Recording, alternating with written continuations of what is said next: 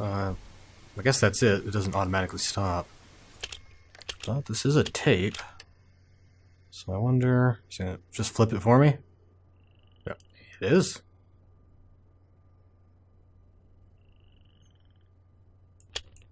Let's see what's on this side. We all lost everything. And this is from the beginning. Our stories, and they shouldn't be forgotten. I was 3. It was April of 1983. Cecil, it was 1870 for you. Sam and Vera, you tell it like it was yesterday, but it's been 62 years since you saw that blast of light. And that's where all of our news stories began, that light. It streaked across the sky, mesmerizing, but unnerving. Some of you were alone. I wasn't. My dear grandma, God bless her, rejoiced as if it was some forebearer of good fortune. Vera, you said you recall smiling. None of us understood, but, well, we followed. Whether it was in the deep woods like Cecil or right outside town like Jane and Jenny, we were drawn to see more. Grandma lifted me from the carriage on the porch and walked into the yard so we could watch it unobstructed. Even in daylight, Joseph, you said it was gloriously bright. But in the twilight, it was spellbinding. And we all felt some kind of trepidation, and yet attraction as we approached it, and it approached us.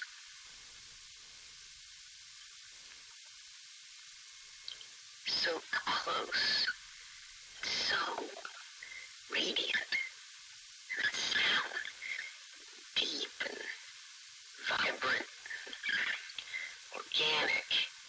You all remember, there was no turning away. It advanced, almost like purposefully spinning slowly until, well, it found us, each of us. We should tell these stories because it saved us, and there must be more. It was in the middle of the afternoon. I was watching the sunrise. It was about 2:30 in the morning. December 26, 1948. May 7th, 2009. September 3rd, 1995. I was down by the river. I was hiking in the desert, in the park with my grandson. I looked up and saw a Brilliant flash of light. Exploded in the sky. The light just, it came to the clouds and behind some trees and it disappeared. I looked around and, to see. see if there was anyone around. See if anyone else had seen what I had seen. There was no one around. They all saw it too. Bob definitely saw it.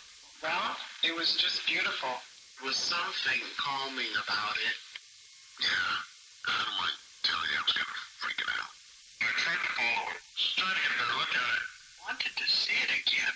I came to a place where it had disappeared. I looked, but I found nothing. And it streaked through the sky again. It seemed like it was looking for something. Or looking for someone. And then it found me. And it found me. Found me. It found me. Found me. Found me. Found me. And it found me.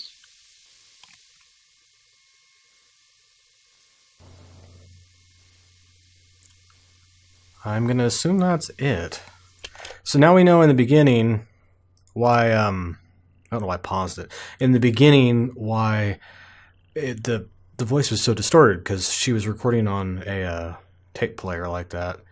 The thing I don't understand, though, thank you for letting me know that.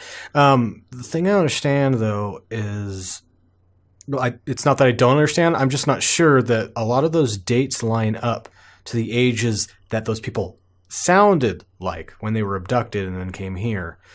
I don't know if there's like a little offset of time between, I'm assuming, for everyone, Earth and here or not. But I guess we'll find more information out as we go. What is this? Seed pair, fine plants within atmospheres. Heart connected path open when mature. Heart superposition. 4 species met. Oh, Mofang. Supposedly there was a war with the Mofang? That's what they were talking about, or at least avoiding a war.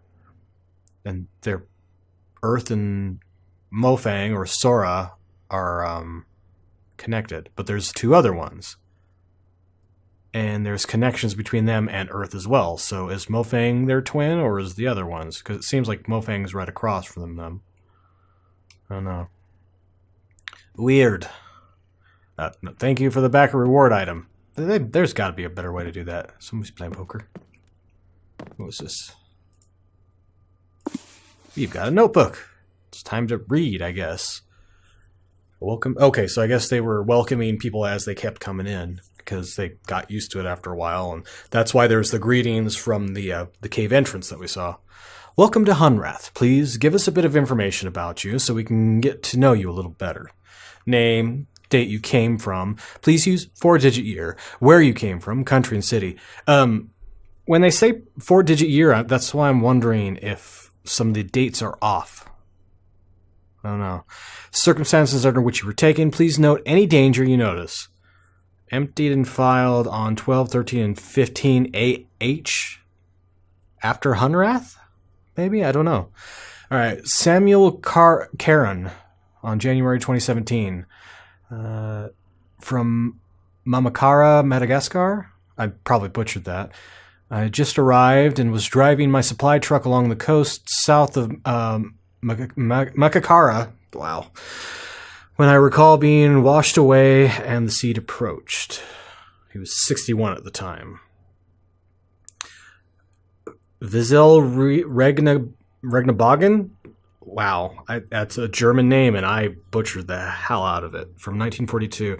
Last thing I recall is a large rumbling while I was hiding in the cellar of a vacant building. I ran toward a bright light in a stairwell. Male, age 26. Man, you're 26 years old, and your handwriting's almost as bad as mine. Brielle Galago, 1988. Cazamolo, Mexico, on my boat in a bad storm. Well, she didn't want to write much. She was 46 at the time. I don't think they would know this date, but I guess since this is the date they arrived here. So AH is a time period here. Tangguan? Gyu? I can't tell. Is that a F? Fangyu? I don't know. March 2042. I don't know when we were abducted. I can't really assume that it was present time. 2015 or 2016 when the game was made. But if that is the case, then there is definitely time dilation involved in when people are abducted. They're just randomly abducted from time and space, not just space. Portland, United States of America. Skiing Mount Hood. He was 37 at the time. I like how some people are like, look, I don't know where the hell I am. I don't know what happened. I filled it out. Let me go. People still don't like filling stuff out, even though, you know, their world was torn upside down. Welcome. And another back reward item. Thank you. Let me guess where this goes out. Right in the front? Yep. That was kind of obvious. All right. Well, I got a shortcut open. And this is a map of the area. The tree's in the very center of it. And this entire place is desert. And then you've got little... Actually, you can see it right here. It's much better presented. These little circles of places that were dropped down. There's another one. You can't see the whole thing, but you can... and the empty canyon, or entry canyon right there, that's where we spawned right there. Huh.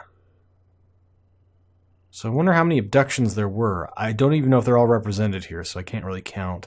But I can... 1, 2, 3... I'm not gonna... The tree seems like it was here first. 1, 2, 3...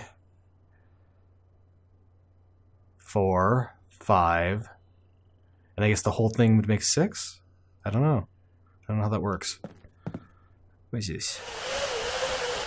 Projector screen. IS, or some type of symbol. Oh, there's a projector here, actually.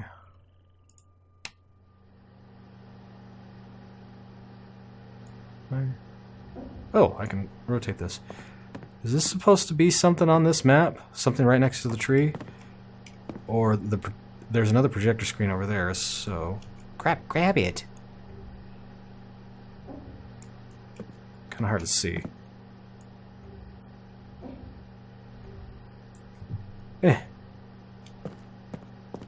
Does that, like, complete the symbol, maybe? I don't know. This doesn't really matter. Just turn it off. There we go. Is there anything else over here? Books.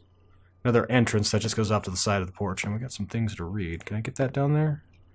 Doesn't look like it. I can't get around. Why does she have extra doorknobs? Huh. I wish I could turn that off. It's a little bright. Oh, I can read it, though. I am going to attempt to read it. These seem... yeah. It seems very old. I shall document the curious events that have transpired with myself, my family, friends, and co-workers.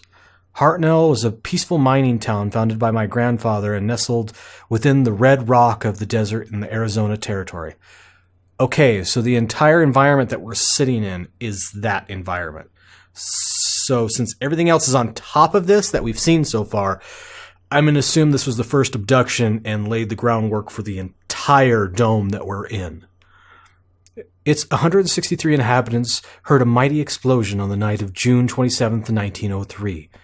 I sent several workers through the town to verify that the explosion had not caused any injuries or damage to mining equipment. They returned and reported that it must have been a loud clap of thunder caused by dry lightning, for they found no damage. It was not until the light of the next morning that we were amazed to realize something profound had indeed occurred.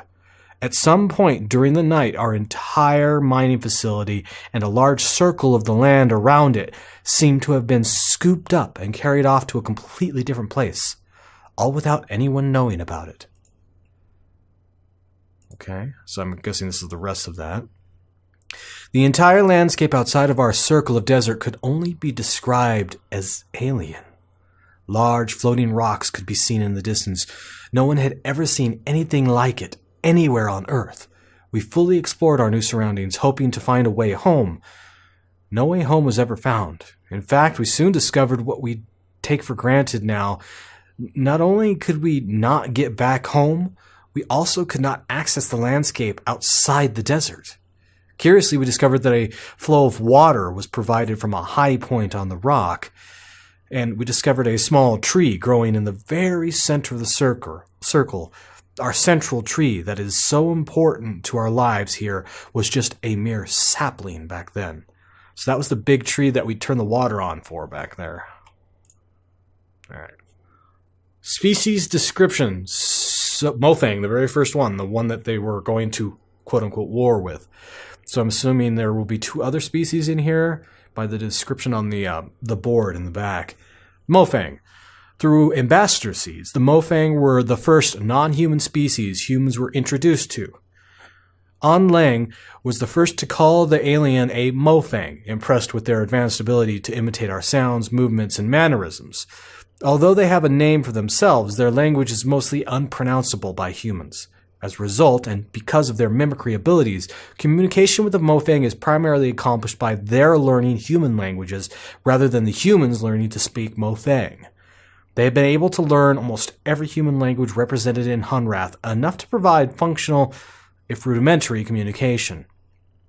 The Mofang's basic external morphography is remarkably humanoid. Bilateral symmetrical tetrapods, bipedal head with anterior facial features, mouth, eyes, and nostrils. Other external features include minimal body hair and raised dorsal protrusions. Constitution is somewhat frail due apparently to their thin and lightweight internal structure, but internal investigation has not been possible. They have ample cranial space to account for a substantial brain, and their intelligence is impressive as evidenced by their advanced technology. It looks like a gray, honestly. an alien supposedly abducting us right now. Or at least stories of such a creature. Break.